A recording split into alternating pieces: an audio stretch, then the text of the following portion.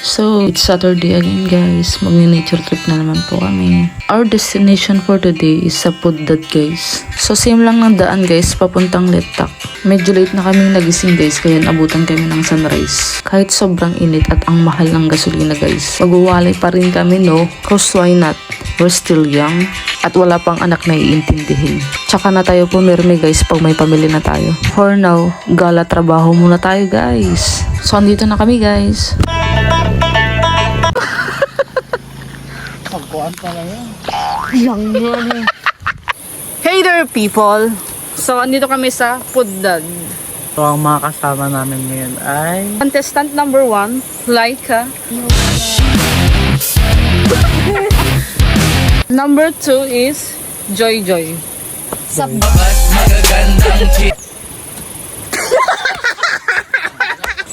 right now, sup guys? So ngayon, nandito kami sa Pudad. Gagala namin kayo, okay? Papakita namin sa inyo yung mga views, mga fish. Mangingisda tayo. Pero sa ngayon, kakain muna kami. So, let's go! Abangan nyo mamaya. So mga gar, papakita ko sa inyo to. Huwag yung pansinig kung sunog to Ito yung food namin. Kita nyo ba? Saging. Gusto nyo ba gar? Ayoko nga. Yung hotdog namin medyo maliit. Sakto na to, ang ganda lamunan. Kita nyo ba yung pagkain namin mga gar? Itlog, banana, giniling, meatloaf.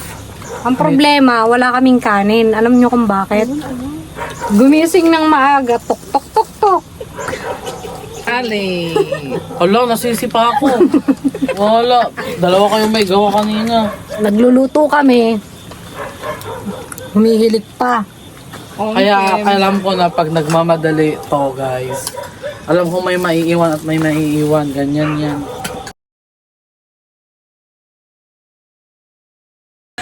So, ito na yun guys. Marami silang cottage. Then, ito yung view niya.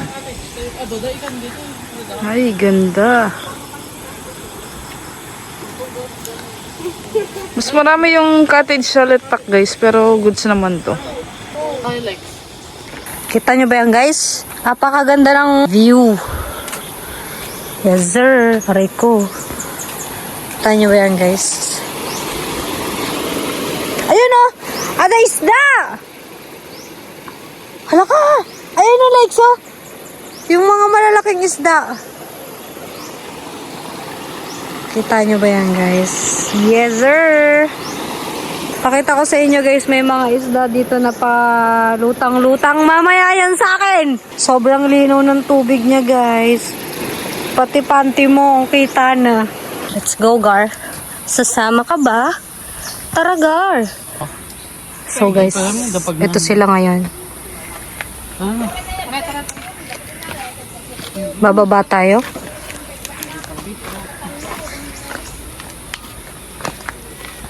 Pupunta tayo.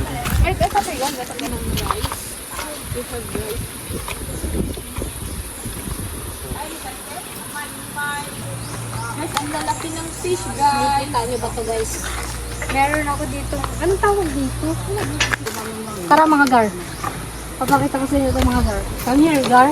So guys, mamaya dito tatalon kami. Ako, ang lalim! Ay, di dyan. Ganyan siya kataas. Video, ang lalim niya. Meron naman si Ali eh. Ayun. Tignan nyo ito, mga gar. Nakikita nyo yan? Sa baba na yun. Daming fish guys. So ayan si Barry. Nahihirapan. Ito siguro yung kaibahan sa Letak guys kasi ay may lamesa pala dito. Guys, good ano siya for date. Yeah. For low-key relationship. Ay gagi. Safe ba yan Joy? Hindi na madulas? Okay yan. Tatawid muna kami guys. Try namin tignan sa kabilang side. So ito lang yung daanan guys. Ito yung pinaka ayaw ko ng bata ko. Takot na takot ako. Kasi isang kawayan lang yung sa amin nun. Daming isda guys. Ewan ko kung nakikita sa camera but ang dami talaga. This is the view sa kabilang side. Maganda siya guys. Yan si Alay. Natatakot tumawid. Yan si Laika. Hi guys. Hi. So, balik kami guys. Siguro maliligo na kami. So, may rental salbabida din. May mga tinda sila. Alak din. Chicheria. Pwede kayong bumili dito guys. Feel ko may soft drinks rin sila. Juice tsaka chicheria. Bali 50 yung isa guys ha. Sulit yun kasi malalaki yung yung salbabida. So, balik tayo.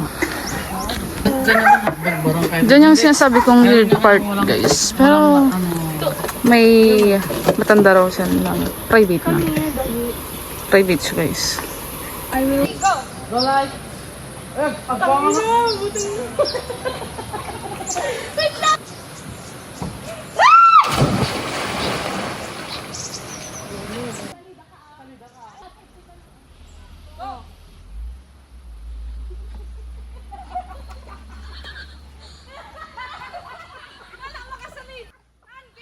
Huwag yung tignan!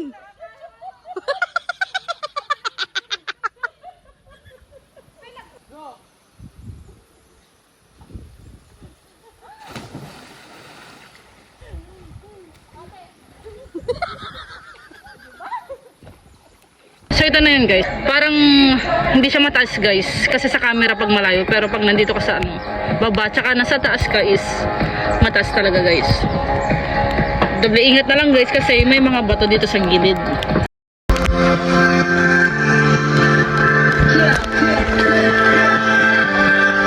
Naman.